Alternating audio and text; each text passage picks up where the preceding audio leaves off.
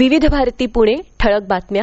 पंतप्रधान नरेंद्र मोदींनी आज दूरदृश्य प्रणालीच्या माध्यमातून ईस्टर्न डेडिकेटेड फ्रीट कॉरिडॉरच्या न्यू भाऊपूर ते न्यू खुर्जापूर दरम्यानच्या मार्गिकेचं लोकार्पण केलं.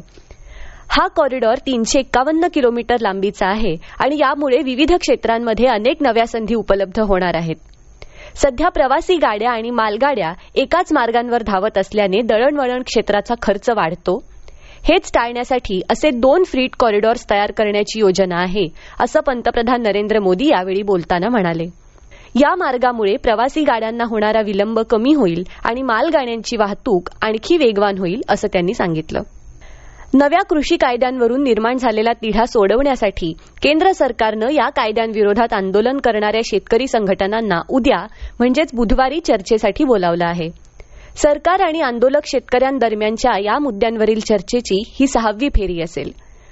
कृषी कायद्यांव्यतिरिक्त हवेची गुणवत्ता आणि वीज पुरवठा या मुद्द्यांवरही यावेळी चर्चा केली जाईल. नववर्षाच्या पार्श्वभूमीवर पुणे शहरात कोरोनामुळे संचारबंदी लागू करण्यात आलेली असली तरीही पोलिसांकडून ठिकठिकाणी बंदोबस्त तैनात केला जाणार आहे. विशेषतः मध्यवर्ती भागासह गर्दीच्या ठिकाणी साध्या वेशातले कर्मचारी, महिला कर्मचारी, अधिकारी, बीडीडीएस आणि प्रत्येक पोलीस ठाण्याच्या हद्दीतला बंदोबस्त मिळून 5,000 पोलिसांचा फौजफाटा तैनात करण्यात येणार असल्याची माहिती पोलीस आयुक्त अमिताभ गुप्ता यांनी दिली आहे. पश्चिम महाराष्ट्र देवस्थान समितीची बैठक काल पार पडली.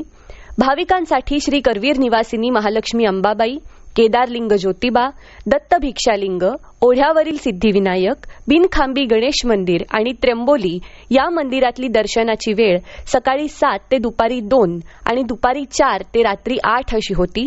ही वेळ आजपासून सकाळी 7 ते रात्री 8 वाजेपर्यंत करण्याचा निर्णय या बैठकीत घेण्यात आला.